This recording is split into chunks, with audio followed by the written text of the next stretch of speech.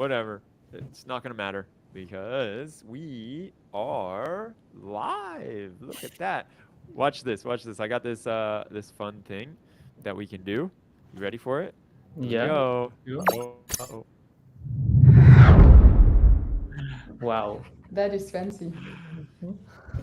Yeah, this is some professional stuff. I don't know if you all realize what you got yourself into, but we are back for another edition of the Vector Space Talks. My stream is a little bit chunky and slow, so I think we're just going to get into it with Gladys and Samuel from Dailymotion. Thank you both for joining us. It is an honor to have you here.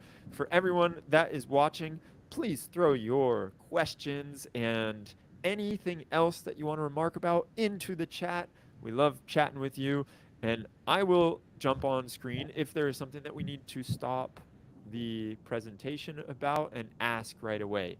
But for Cool. now, I think you all got some screen shares you want to show us? Yes, exactly. So first of all, thank you for the invitation, of course. And yes, I will share my screen. We have a presentation. Excellent. Should be okay now. Brilliant. So can we start? I would love it. Yes, I'm Okay. excited. I think everybody else is excited too. Yeah. So welcome everybody to our vector space talk. I'm Gladys Roch, machine learning engineer at Dailymotion. And I'm Samuel, senior machine learning engineer at Dailymotion. Today we're going to talk about vector search in the context of recommendation, and in particular how Qdrant. That's going to be a hard one. We actually got used to pronouncing Qdrant as the French way, so we're going to sleep a bit during this presentation. Sorry in advance. So Qdrant and how we use it for content-based recommender. So we are going to first present the context and why we needed a vector database, and why we chose Qdrant, how we feed Qdrant, what we put in it, and we are quite open about the pipeline that we've set up, and then we get into the results and how Qdrant helped us solve an issue that we had. Yeah, so first of all, I will talk about globally the recommendation at Dailymotion. So just a quick introduction about Dailymotion, because you're not all French, so you may not all know what Dailymotion is. So we are a video hosting platform as YouTube or TikTok. And we were founded in 2005, so it's an old company for videos. And we have 400 million unique users per month, so that's a lot of users and videos and views.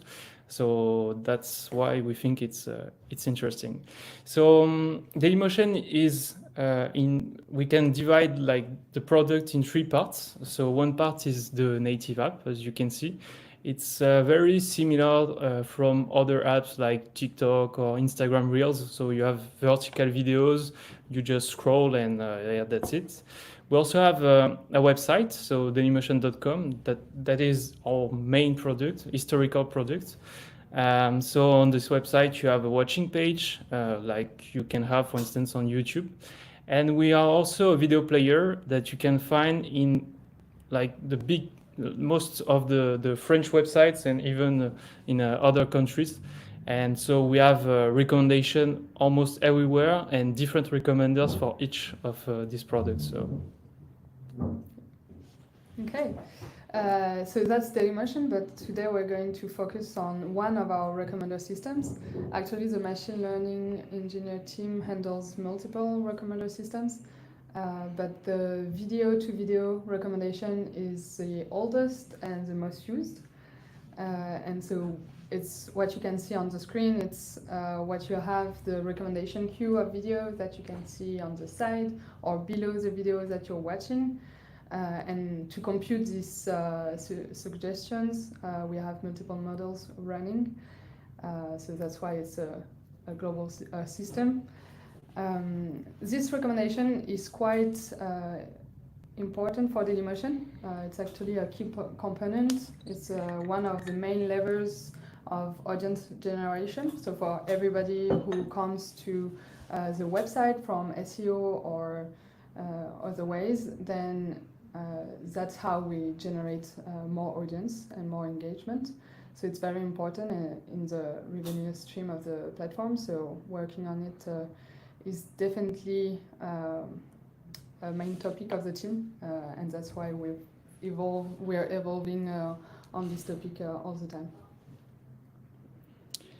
Okay, so why would we need a vector search for this recommendation? I think we are here for that.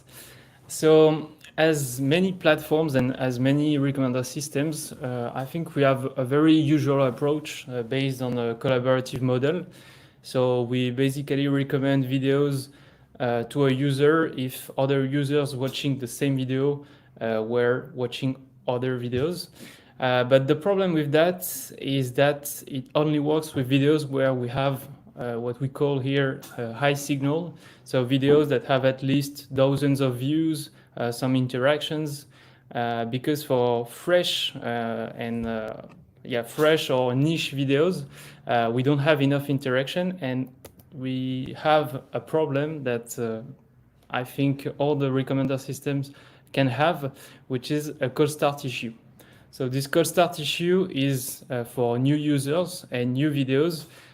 In fact, so if we don't have any information or interaction, it's difficult to recommend anything based on this collaborative approach. So the idea to solve that was to use a content-based recommendation. It's also a classic solution. And the idea is when you have a very fresh video, so video A in this case, a good thing to recommend when you don't have enough information is to recommend a very similar video and hope that the user will watch it also. So for that, of course, we use Qdrant, and we will explain how. So yeah, the idea is to put everything in the vector space. So each video at Dailymotion will go through an embedding model. So for each video, we'll get a video on embedding. We will describe how we do that just after, and put it in a vector space. So after that, we could use Qdrant to query and get similar videos that we will recommend to our users. Okay. So if we have embeddings to represent our videos, then we have a vector space. But we need to be able to query this vector space, and not only to query it, but to do it at scale and online, because it's like a recommender facing users. So we have a few requirements. The first one is that we have a lot of videos in our catalog. So actually doing an exact neighbor search would be unreasonable, unrealistic. It's a combinatorial explosion issue. So we can't do an exact K-NN. Plus, we also have new videos being uploaded to Dailymotion every hour. So if we could somehow manage to do a K-NN and to pre-compute it, it would never be up to date, and it would be very expensive to recompute all the time to include all the new videos. So we need a solution that can integrate new videos all the time. And we're also at scale. We serve over 13 million recommendations each day. So it means that we need a big setup to retrieve the neighbors of many videos all day. And finally, we have users waiting for the recommendation. So it's not just pre-computed and stored, and it's not just knowledge, content knowledge. We are trying to provide the recommendation as fast as possible. So we have time constraints, and we only have a few hundred milliseconds to compute the recommendation that we're going to show the user. So we need to be able to retrieve the close video that we'd like to propose to the user very fast. So we need to be able to navigate this vector space that we are building quite quickly. So of course, we need a vector search engine That's the most easy way to do it, to be able to compute an approximate neighbor search and to do it at scale. So obviously, evidently, the vector search engine that we chose is Qdrant. But why did we choose it? Actually, it answers all the load constraints and the technical needs that we had. It allows us to do a fast neighbor search. It has a Python API which match the recommended stack that we have.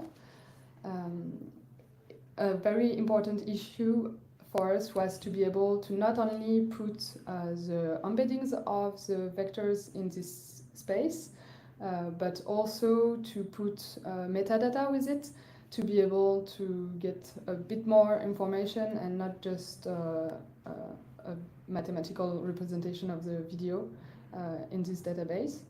And actually doing that make it filterable, which means that we can retrieve neighbors of a video, but given some constraints. And it's very important for us, typically for language constraints. We have, Samuel will talk a bit more in details about that just after, but we have an embedding that is multilingual, and we need to be able to filter all the language, all the videos on their language to offer more robust recommendation for our users. And also, Qdrant is distributed, and so it's scalable, and we needed that due to the load that I just talked about. So that's the main point that led us to choose Qdrant. And also they have an amazing team, so that's another point. That would be our return of experience. The team of Qdrant is really nice. You helped us actually put in place the cluster. Yeah. So what do we put in our Qdrant cluster? So how do we build our robust video embedding? I think it's really interesting. So the first point for us was to know what a video is about. So it's a really tricky question, in fact. So of course, for each video uploaded on the platform, we have the video signal. So many frames representing the video.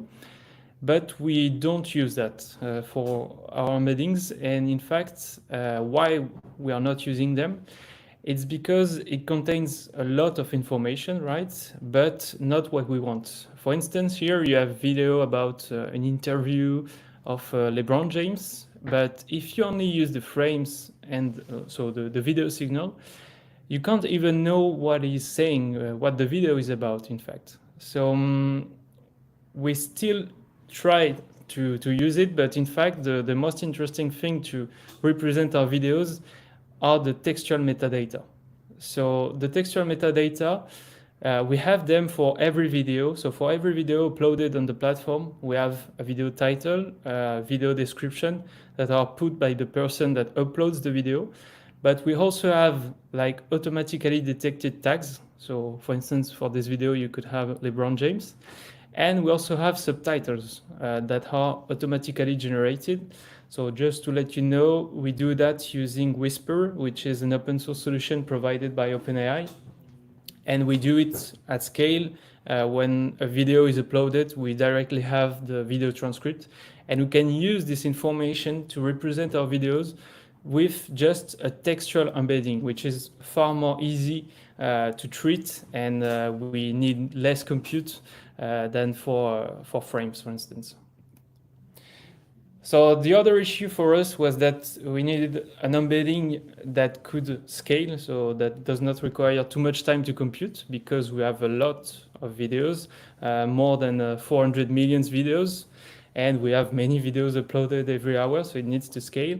We also have many languages on our platform, more than 300 languages in the videos.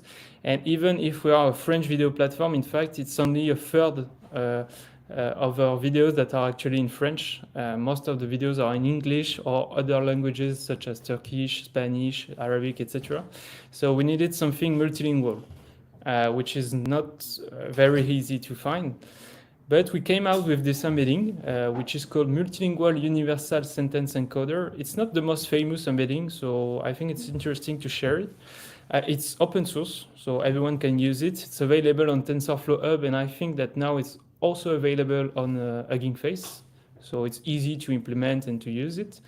The good thing is that it's pre-trained, so you don't even have to fine-tune it on your data. You can, but I think it's not even required. And of course, it's multilingual, so it doesn't work with every languages, but still we have like the main languages that are used on our platform. It focuses on semantical similarity, and you have an example here. When you have different video titles, so for instance, one about soccer, another one about movies, even if you have another video title in another language, if it's talking about the same topic, they will have a high cosine similarity.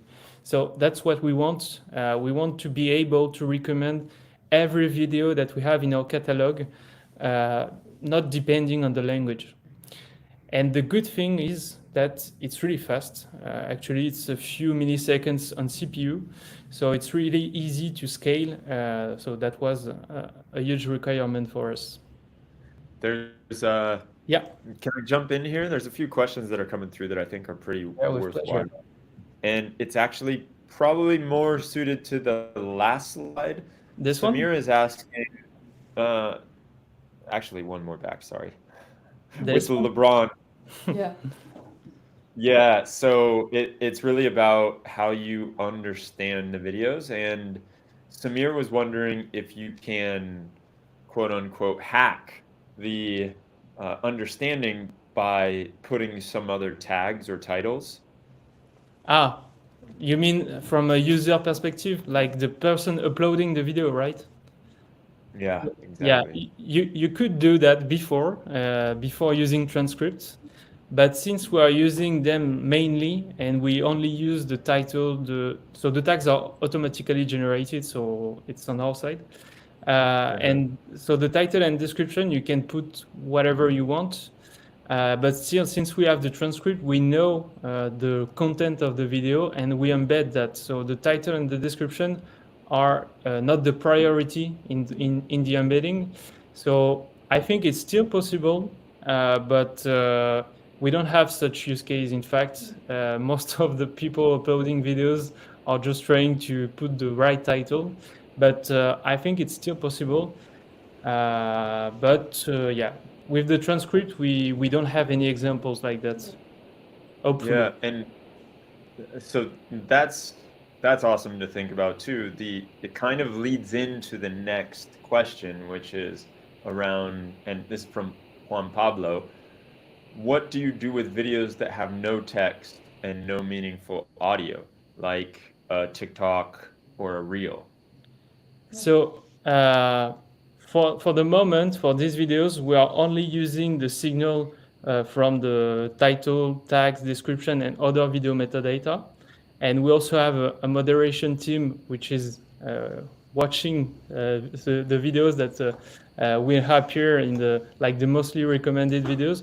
So we know that the videos that we recommend are mostly good videos.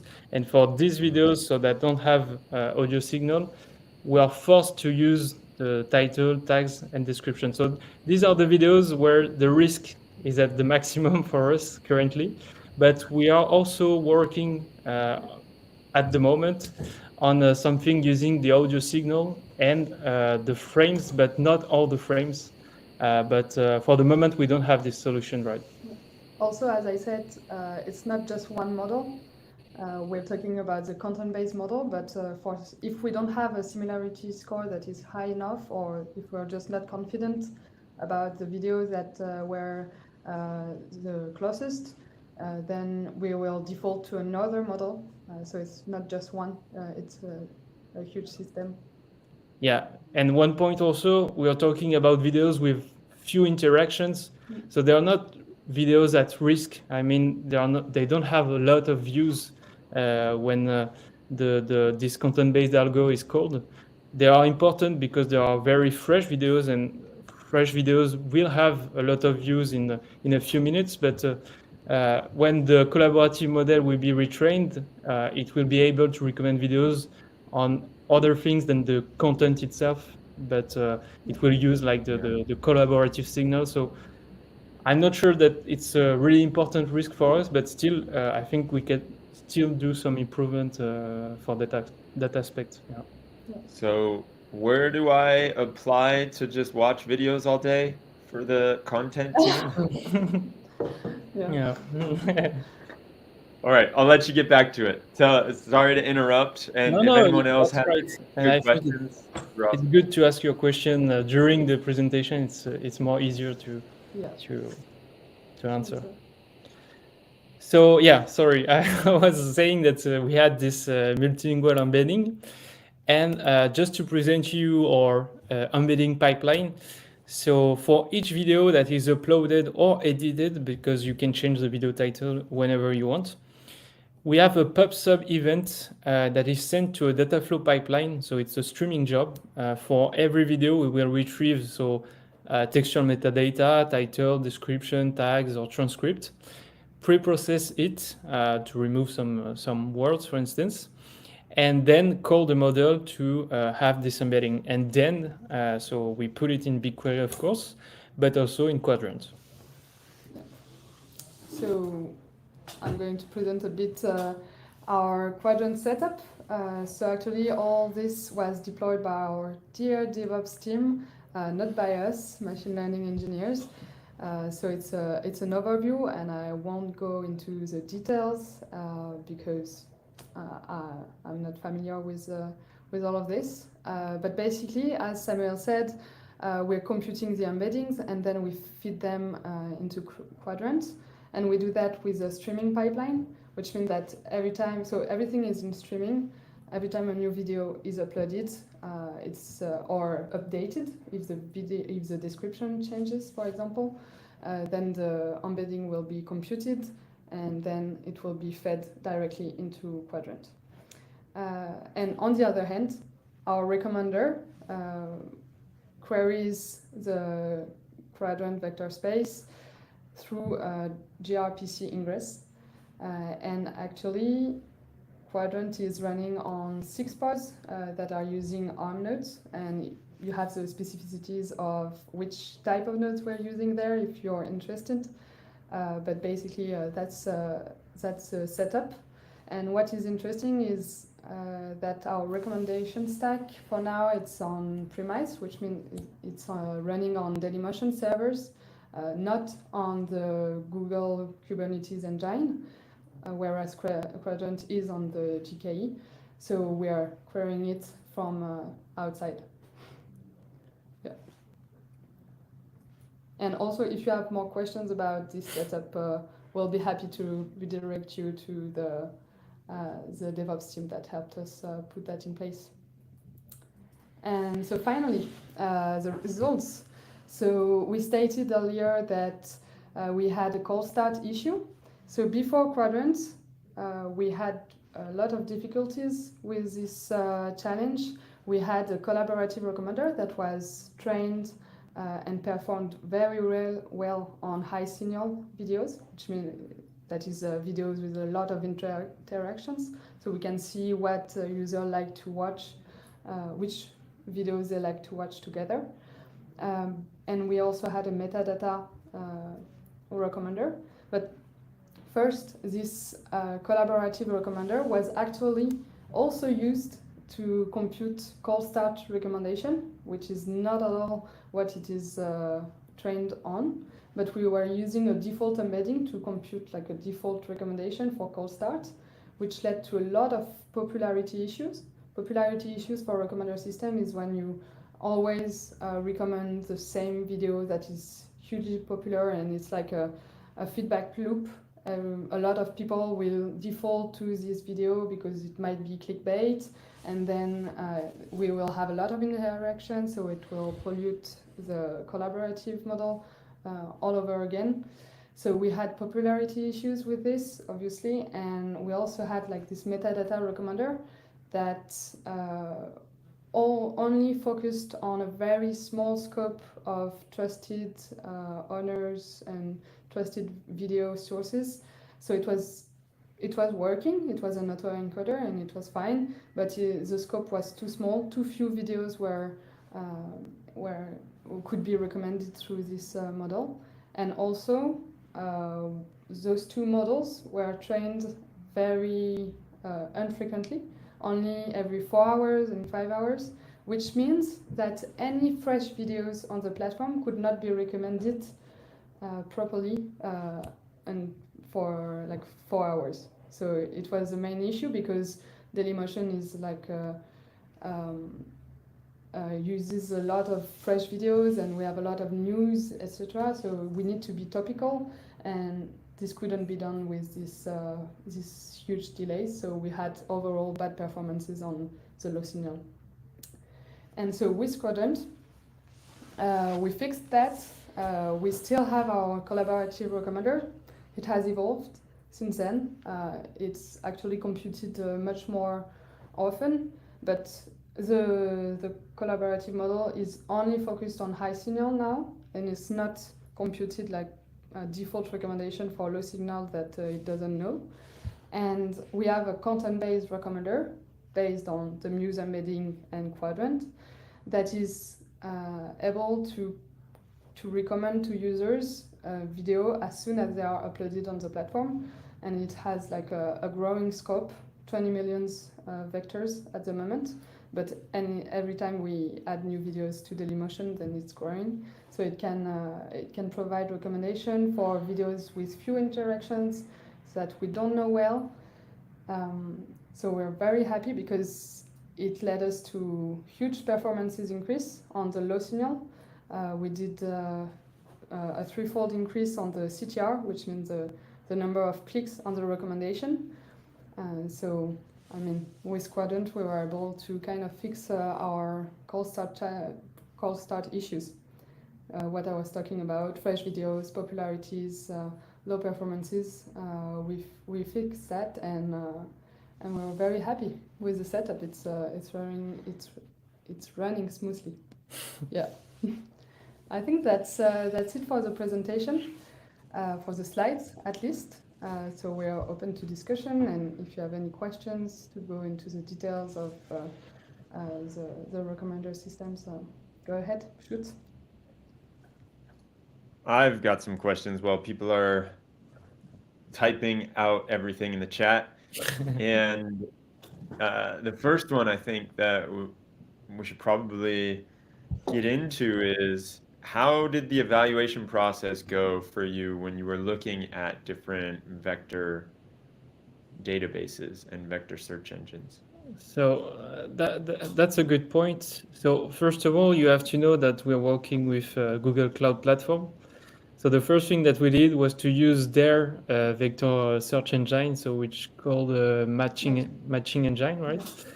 But the issue with matching engine is that we could not, in fact, add. So like the API wasn't easy to use, first of all.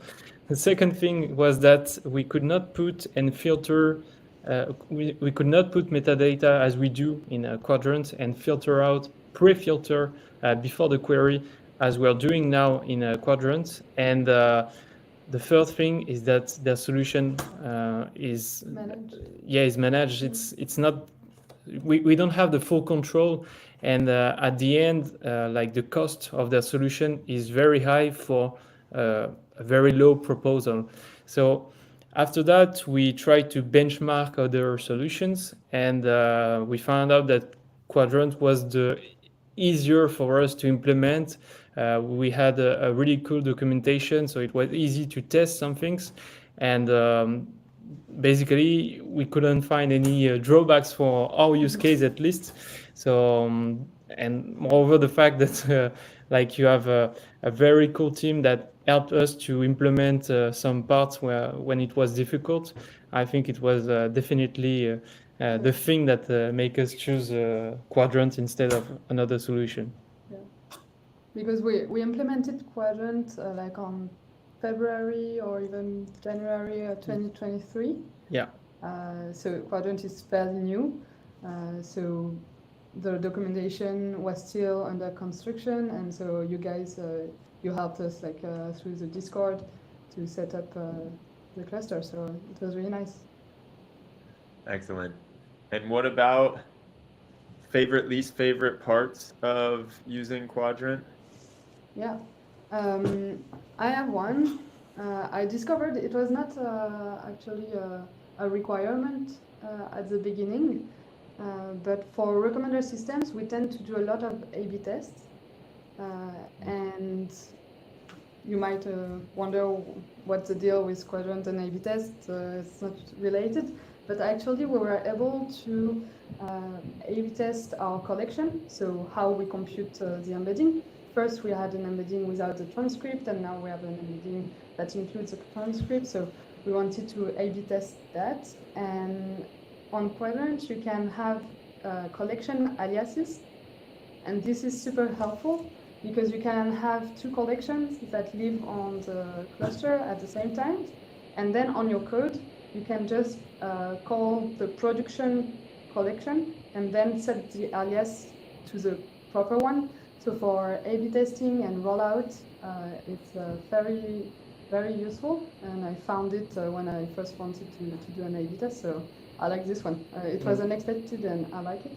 Also, the second thing I like is the API documentation, like the one that is auto-generated with all the examples and how to query any info on Qdrant. It's really nice for someone who's not from DevOps. It helps us just debug our collections whenever. So it's very, how do you say, easy to get into. And the fact that the product is evolving so fast, like every week almost you have a new feature, I think it's really cool. Like there is one community, and I think it's really interesting, and it's amazing to have such people working on that on an open source project like this one, and Also, Excellent. we had feedback from our DevOps team when preparing this presentation.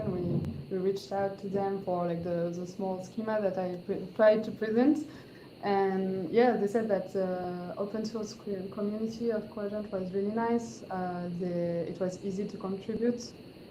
It was very open on Discord. I think we did a return on experience at some point on how we set up the cluster at the beginning.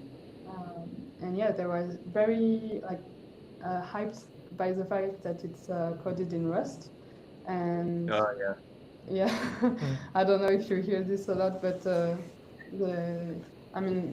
them it's even more encouraging to contribute with this kind of new language. Yeah. 100%. Excellent. So last question from my end, and it is on if you're using Qdrant for anything else when it comes to products at Dailymotion. Yes, actually we do. I have one slide about this. So yeah, we have slides because we presented Qdrant through another talk a few weeks ago. So we didn't prepare this slide just for this presentation. It's from another presentation, but still, it's a good point because we're currently trying to use it in other projects. So as we said in this presentation, we're mostly using it for the watching page, so dailymotion.com. But we also introduced it in the mobile app recently through a feature that is called Perspective. So the goal of the feature is to be able to break this vertical feed algorithm to let the users to have like a button to discover new videos. And so when you go through your feed, sometimes you will get a video talking about, I don't know, a movie. You will get this button, which is called Perspective, and you will be able to have other videos talking about the same movie, but giving to you another point of view. So people liking the movie, people that didn't like the movie. And we use Qdrant, for the candidate generation part. So to get the similar videos and to get the videos that are talking about the same subject. So I won't talk too much about this project because it will require another presentation of 20 minutes or more. But still, we're using it in other projects, and yeah, it's really interesting to see what we are able to do with that tool. Yeah. Once we have the vector space set up, we can just query it from everywhere and every project of recommendation. We also tested some search. We also we are testing many things actually, but we don't have implemented it yet. For the moment, we just have this perspective feed and the content-based reco, but we still have a lot of ideas using this vector search space. I love that idea on the get another perspective. So it's not like you get, as you were mentioning before, you don't get that echo chamber and just hearing about everyone saying the same thing. You get to see, are there other sides to this? And I can see how that could be very useful. Yeah. So Juan Pablo's back asking questions in the chat about, are you able to recommend videos with negative search queries? And negative in the sense of, for example, as a user, I want to see videos of a certain topic, but I want to exclude some topics from the video. Okay, we actually don't do that at the moment, but we know we can with Qdrant. We can set positive and negative points from where to query.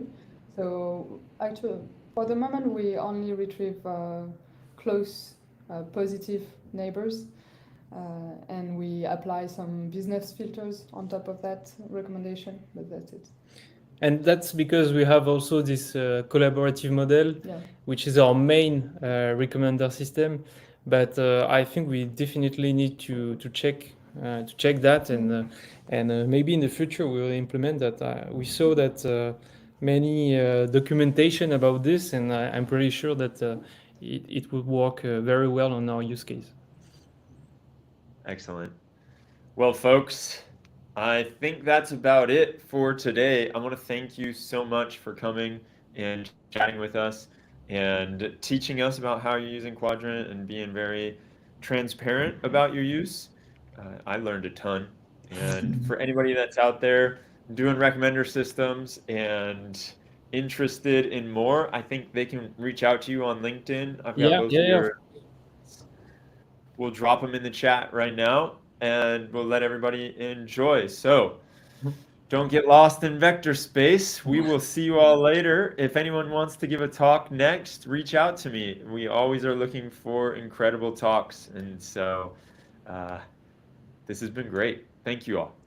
Thank you. Thank you very much for the invitation and for everyone listening. Thank you. See you. Bye. Oh, and